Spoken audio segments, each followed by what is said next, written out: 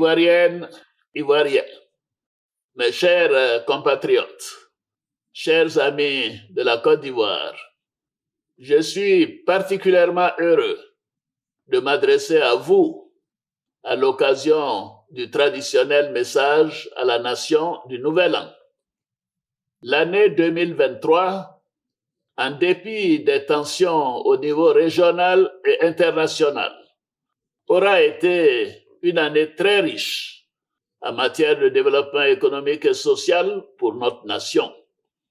L'année 2023 marque aussi le 30e anniversaire du rappel à Dieu du président Félix Houphouët-Boigny, homme d'État exceptionnel, à qui je rends un vibrant hommage et qui a su faire de la paix, du dialogue et du vivre ensemble le socle de notre nation.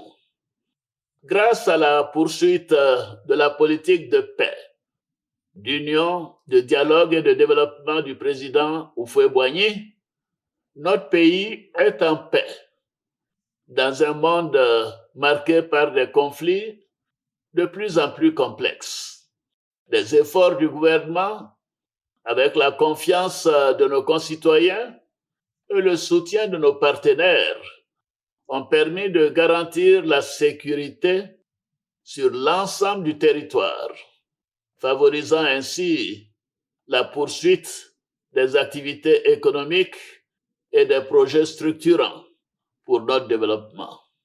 À cet effet, je voudrais saluer et féliciter nos militaires, gendarmes, policiers, douaniers et forces des eaux et forêts qui, dans leurs rôles respectifs, sont des exemples de courage et d'engagement. Ils font la fierté de notre pays.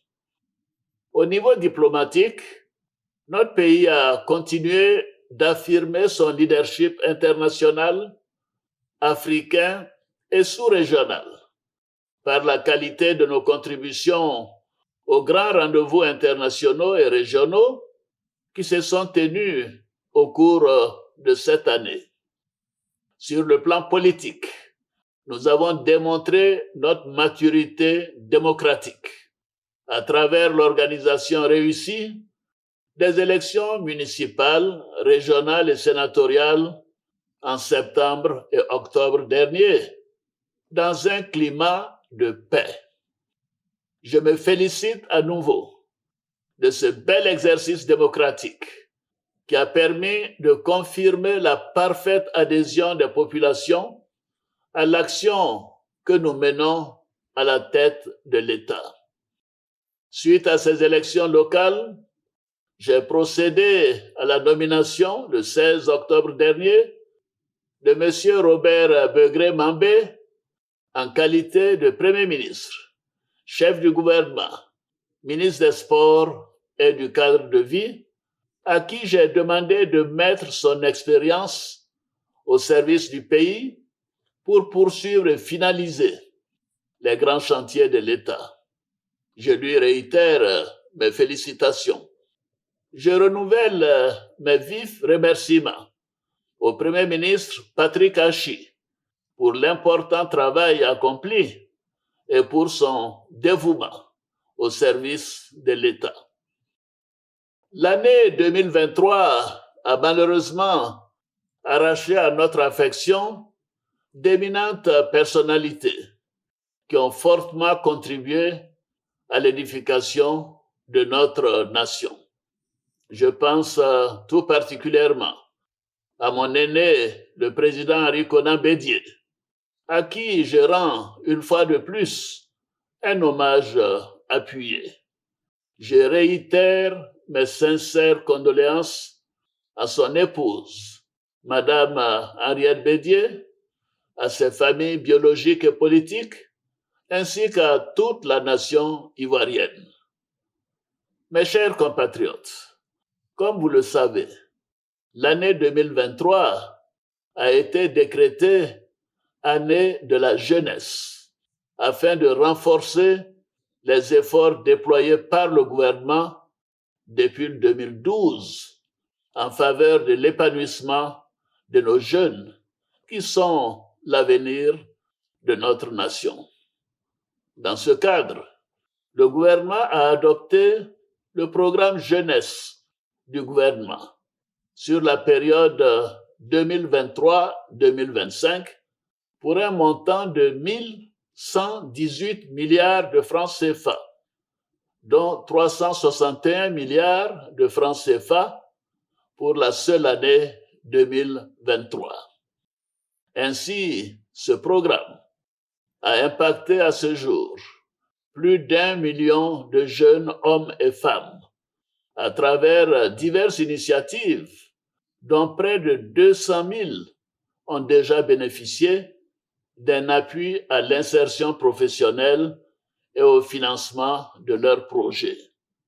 Un accent particulier a également été mis sur la formation, avec le lancement des travaux de construction de 14 établissements techniques et professionnels et l'ouverture de l'université de Bandoukou, qui porte désormais à 9 le nombre d'universités fonctionnelles dans notre pays, contre seulement 3 en 2011. Une 10e université verra bientôt le jour à Odiéné. Je note avec satisfaction que notre jeunesse est de plus en plus responsable et prend conscience de son génie, de sa force et de ses capacités. Notre devoir est d'accompagner efficacement cette dynamique en faisant de la formation, du travail et de l'éducation civique le socle de leur épanouissement et en favorisant l'émergence de champions nationaux dans tous les secteurs d'activité.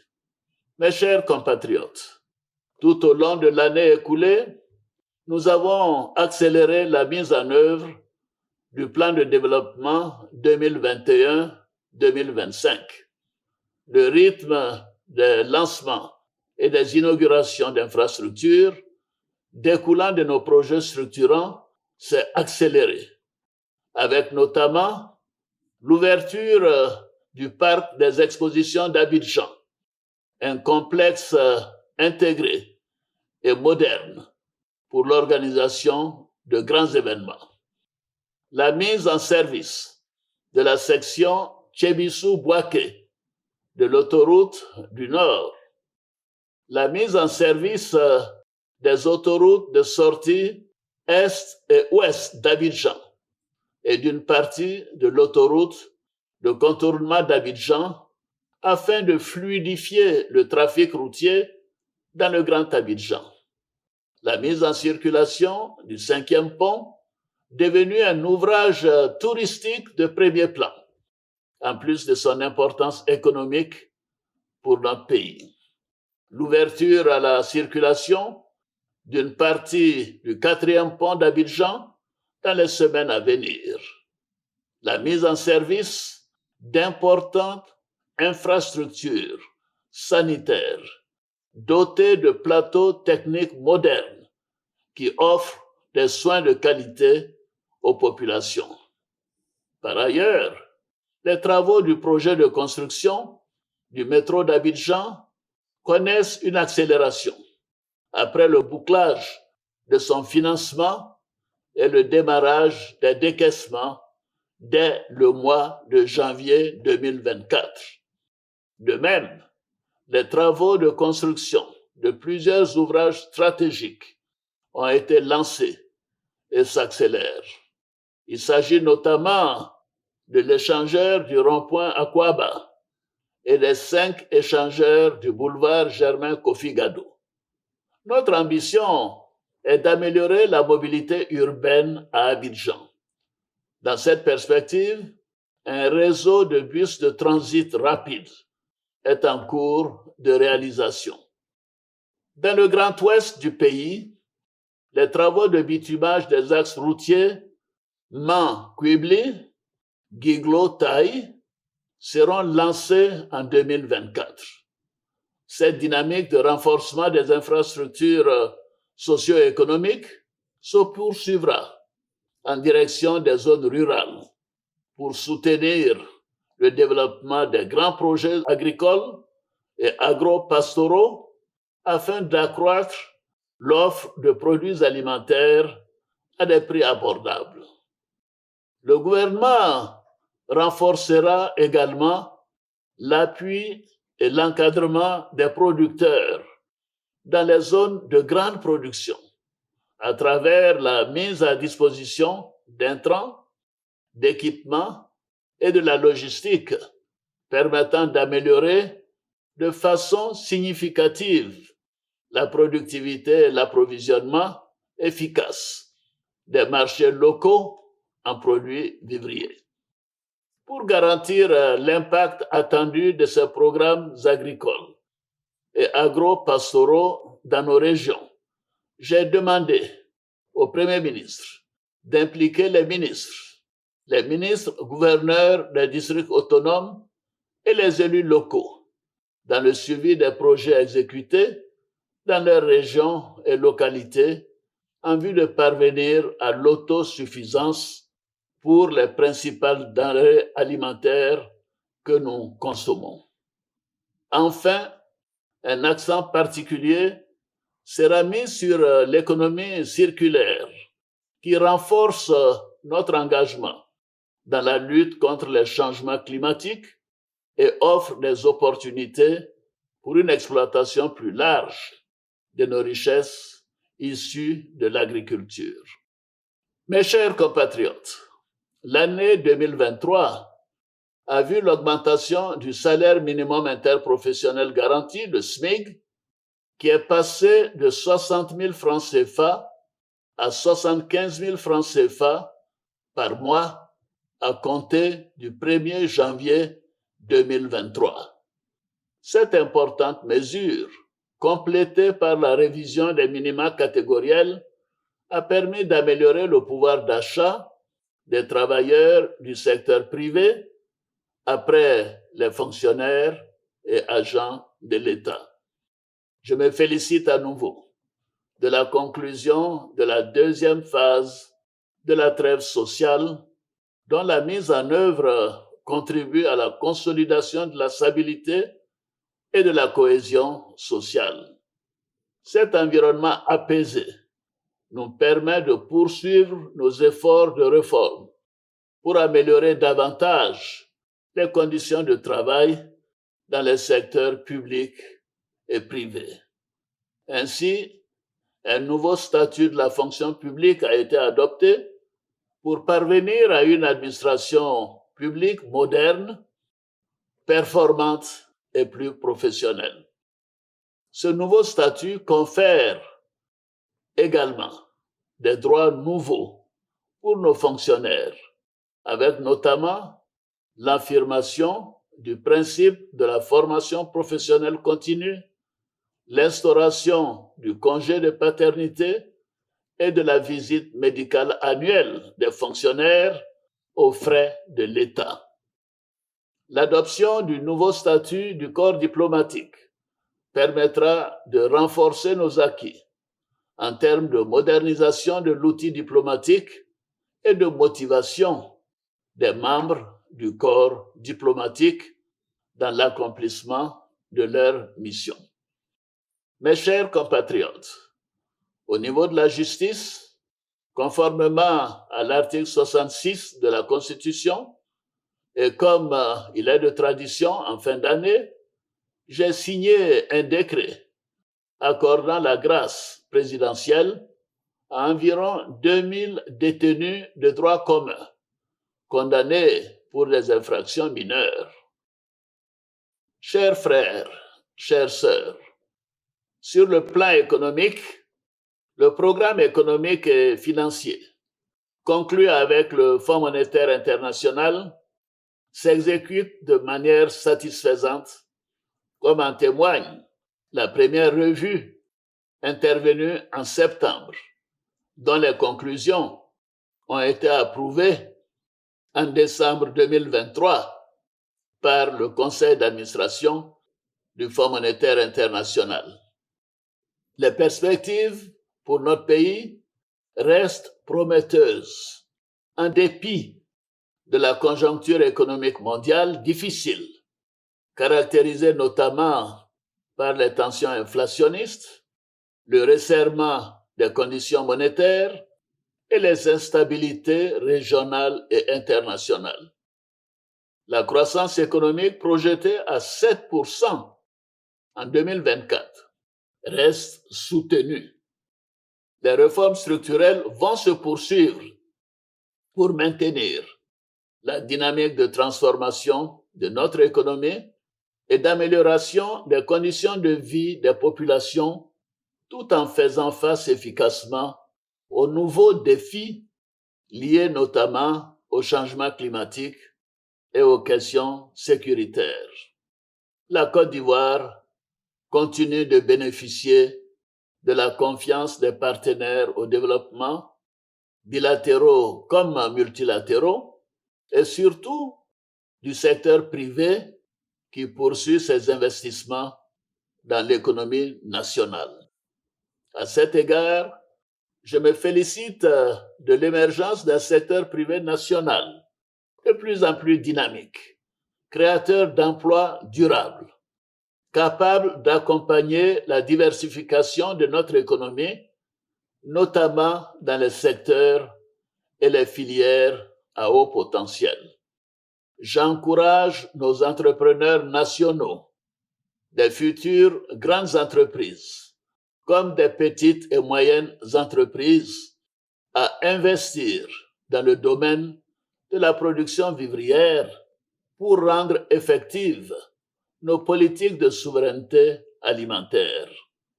Le démarrage par le groupe Eni de la production du gisement Baleine, la plus grande découverte d'hydrocarbures jamais réalisée par une compagnie pétrolière en Côte d'Ivoire, renforce nos espoirs en matière d'autonomie énergétique. Avec une capacité de production estimée en 2027 à 150 000 barils par jour, l'exploitation du gisement Baleine permettra de porter la production nationale de pétrole à environ 200 000 barils par jour contre seulement 30 000 barils par jour aujourd'hui. Ce gisement fournira, à partir de 2026, près de 200 millions de pieds cubes de gaz pour porter la capacité nationale de production de gaz naturel à près de 430 millions de pieds cubes, contribuant ainsi à une meilleure maîtrise des intrants nécessaires à notre production d'électricité. Ainsi, notre ambition de faire de la Côte d'Ivoire un hub énergétique dans la sous-région se concrétise chaque jour. Dans ce cadre, et tenant compte des défis posés par le changement climatique, nous réaffirmons notre engagement à exploiter de manière responsable nos ressources naturelles. C'est pourquoi le gisement Baleine fait d'ailleurs l'objet d'une production nette zéro en carbone. La participation remarquable de notre pays à la COP 28 à Dubaï, avec le vice-président de la République, a également donné l'occasion de montrer nos avancées concernant l'action climatique, à travers notamment le lancement du rapport climat et développement de la Côte d'Ivoire par la Banque mondiale, ainsi que les progrès réalisés en matière de crédit carbone à partir de la conservation de la forêt classée de taille, inscrite au patrimoine mondial de l'UNESCO. Mes chers compatriotes, notre pays accueillera du 13 janvier au 11 février 2024, soit dans seulement 13 jours, la 34e édition de la Coupe d'Afrique des Nations, la CAN, 40 ans après celle de 1984. cet événement qui fait partie des plus médiatisés au monde amplifiera le rayonnement de notre pays. La CAN représente, au-delà de l'enjeu sportif, une opportunité pour donner une nouvelle impulsion au développement de l'industrie touristique et culturelle et de plusieurs secteurs de notre économie. Conformément à nos engagements, nous avons mis à la disposition des organisateurs 6 stades de niveau international, des terrains d'entraînement pour chacune des 24 équipes qualifiées, des réceptifs répondant aux normes d'hébergement standard et des conditions de déplacement aisées et sécurisées. J'invite à cet effet nos compatriotes à l'hospitalité légendaire à se mobiliser pour réserver un accueil et un séjour des plus chaleureux aux différentes équipes nationales et aux supporters qui nous font l'honneur et l'amitié de venir dans le pays de la vraie fraternité. Chaque Ivoirienne, chaque Ivoirien et chaque habitant de notre beau pays devra se considérer comme un ambassadeur de la CAN. Mobilisons-nous pour faire de cette CAN une grande fête de la jeunesse, de l'hospitalité ivoirienne et de la fraternité africaine. Soyons unis derrière notre équipe nationale, les éléphants, et offrons le meilleur au monde. C'est sur cette note d'espoir que je souhaite chaleureusement à tous nos compatriotes et à tous les habitants de notre beau pays une excellente année. Bonne et heureuse année 2024 à toutes et à tous. Vive la République, vive la Côte d'Ivoire, que Dieu bénisse notre beau pays.